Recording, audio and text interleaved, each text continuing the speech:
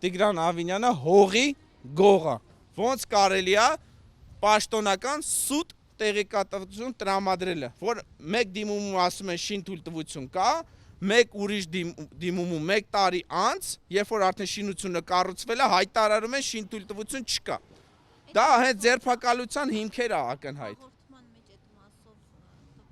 Այո, ամբողջովին տվել եմ, ես նորից եմ կրկնում, ձեռքումս 2 ծրայր կա,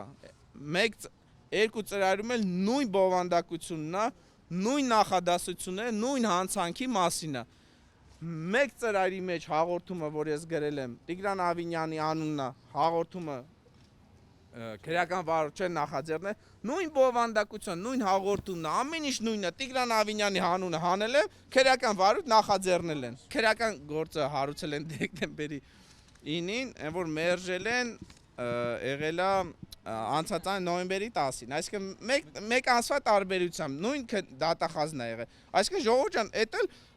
այն որ ասում մենք բոլորս իրար հետ բացահայտեցինք, այսինքն նույն դատախազը, նույն մարդը, հեսա փաստաթղթով կա, նույն հանցագործությունը, որտեղ Տիգրան Ավինյանի անունը կա, քրեական վարույթի նախաձեռնում, այն մյուսով, որտեղ Տիգրան Ավինյանի անունը կա,